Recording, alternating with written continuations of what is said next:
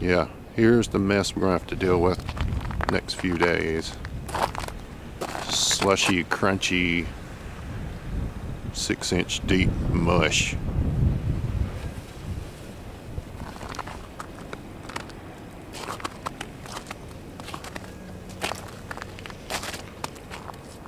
See, the road here is pretty much just packed to the consistency of,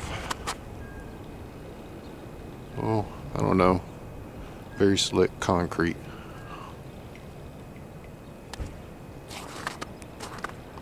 All this stuff plowed up on the sides. That's got to be almost waist deep there. Way out there is Yale. Very few cars moving, and they're moving slow.